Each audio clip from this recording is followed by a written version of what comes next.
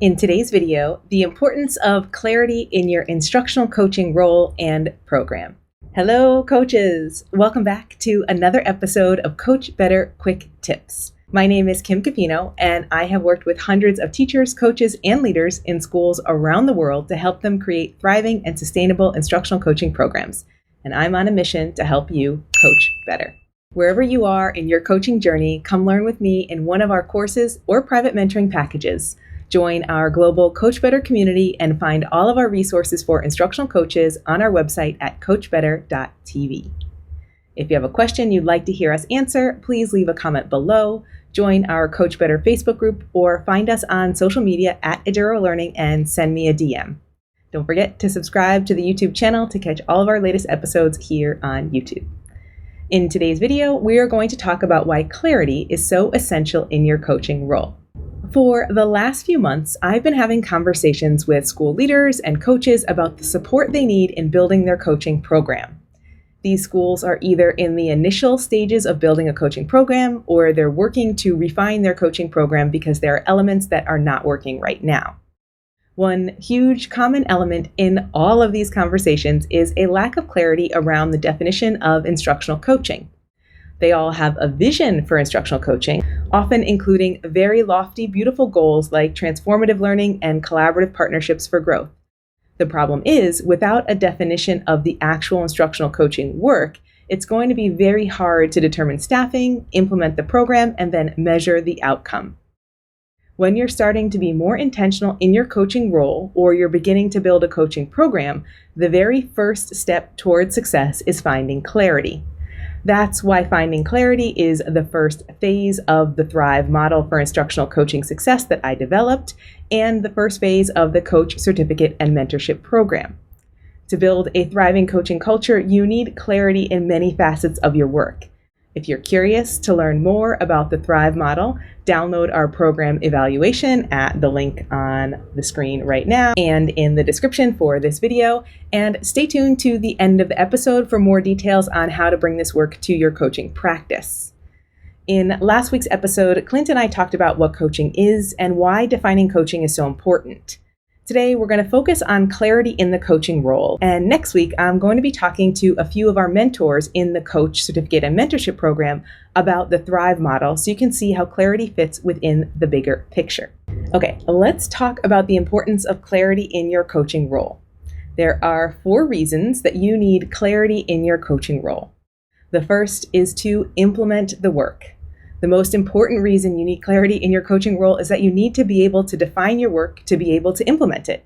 Until you know exactly what the role is and what the person in the role should be doing, it's very hard to actually do the work or even write a job description. As Joelle and Killian said on episode 146 of the podcast with me, if I can describe it with specificity, it is far more likely to be achieved than if I don't have the capacity to be specific. To be able to actually coach, you need to know what coaching is and what it's not. We all have preconceived notions of what coaching is, but we don't all know what instructional coaching is.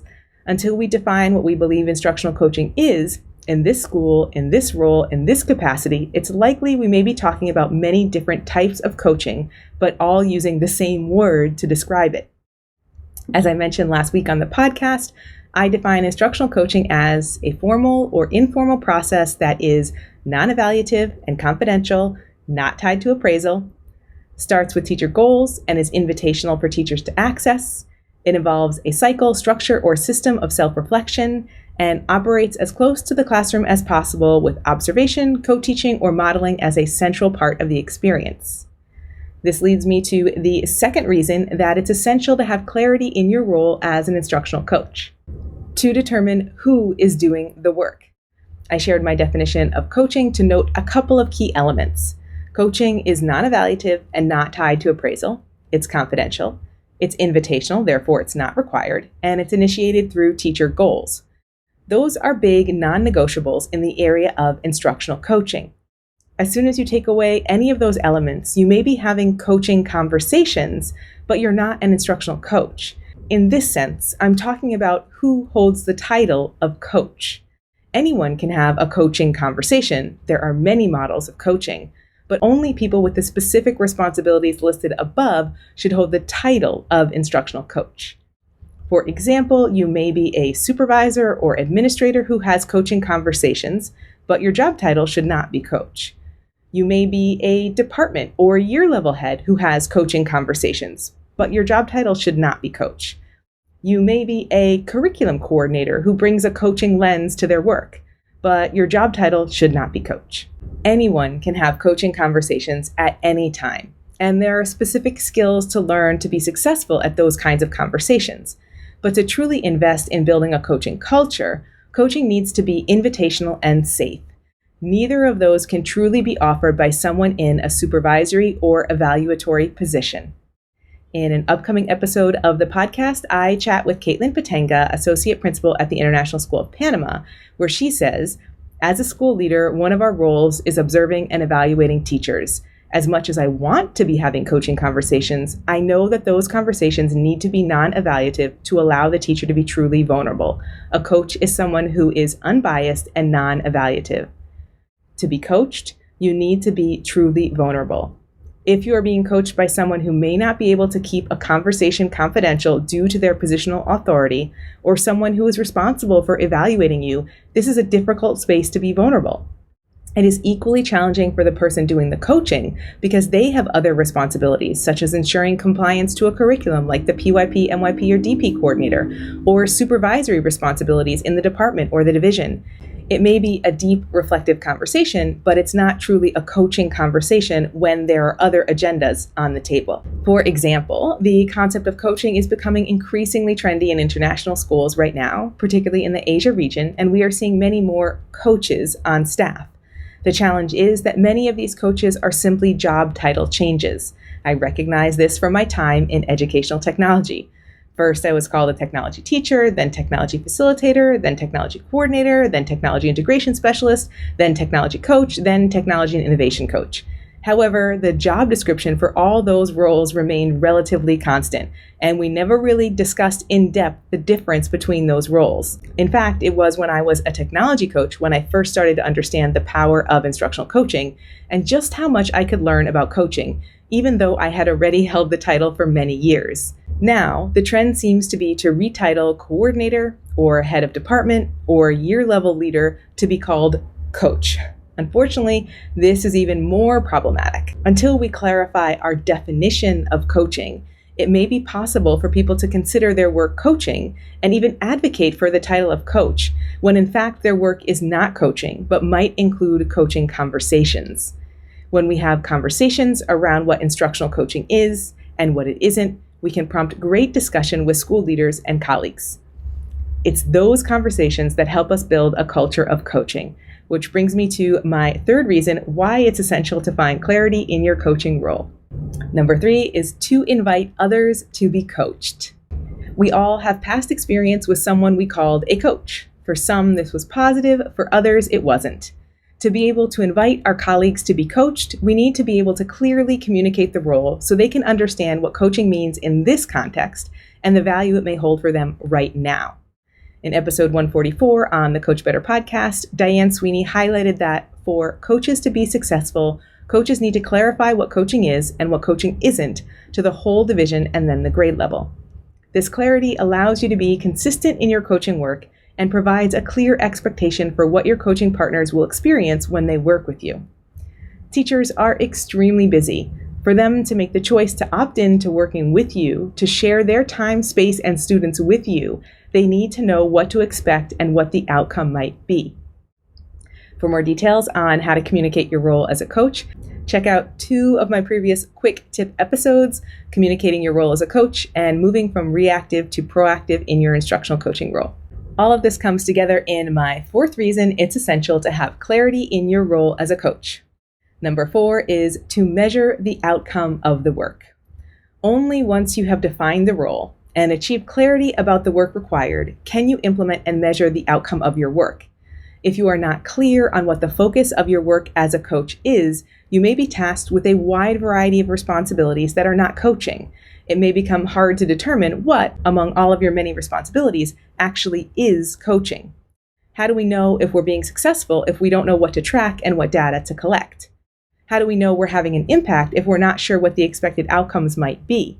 That's when we get into the stressful area of having to validate the role of the coach, often to others who may not have a clear understanding of what coaching is and what coaches do, because the work has not previously been defined. Okay, those were my 4 reasons it's essential to have clarity in your coaching role and program. They were to implement the work, to determine who is going to do the work, to invite others to be coached, and to measure the outcome of the work. As you can see, all 4 of these are interconnected and support the success of coaching in a school setting. If you are struggling with any downstream challenges like a confusion around your own priorities, a lack of interest in being coached by teachers, admin assigning you non-coaching tasks, or frequent requests for the validation of the role, including extreme tracking measures, it is likely that one or all of the 4 elements are part of the issue. In many schools, coaching has a bad name. I've worked with many clients that aren't really allowed to call the work they do coaching because of past iterations of coaching programs in that community. Don't let any of this happen to you. If you are starting out building a coaching program now, or if you have the chance to refine, define, and reflect on your program, please follow the Thrive model and start with finding clarity. Make sure to check out all of our resources around the Thrive model on our website at edurolearning.com/thrive. You'll find our program evaluation, the workshop, a white paper, and additional resources to support you in developing your coaching program at your school. You'll get a deeper understanding of the model and be able to evaluate your program and practice to see where you or your program has opportunities for growth. Find it all at edurolearning.com/thrive. And if you need support in the process, please join us for the next cohort of the Coach Certificate and Mentorship Program.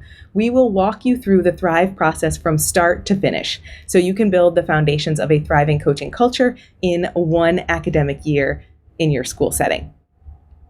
We are just about to launch our 8th global cohort of the Coach, and there are so many exciting new developments in this cohort. Applications are open right now. You can find all the details at edurolearning.com/coach. Registration closes on the 24th of September, and we only open registration once a year, so this is your chance to join us for this year. Some of our exciting announcements for this year are that we have completely updated the course content based on feedback from our previous cohorts. The content is even more streamlined, focused, and in-depth on exactly what our coaches want to learn. We have a brand new community space for our cohort members to connect, share, and chat, where we're building a community of coaches who are deeply committed to refining their practice and having conversations about coaching that make an impact. We have a brand new online learning platform, which is so smooth and sleek to make accessing course content and connecting with other cohort members even easier than before. And we have a new partner for university credit. So that means you have 3 options for earning credit inside the Coach. If you're curious about the Coach, head over to edurolearning.com/coach. I'll put the link right up here so you can find out more about the program. And if you're watching after registration closes, don't worry, we'll open another cohort next year. You can find all the details for that and register to be on our mailing list at our website at edurolearning.com/coach. Wherever you are in your coaching journey, we can support you. If you're curious right now and you have questions, please reach out. You can leave a comment below, you can join our Coach Better Facebook group, or you can find us on social media at Eduro Learning and send me a DM. I would love to support you on your coaching journey. See you next time.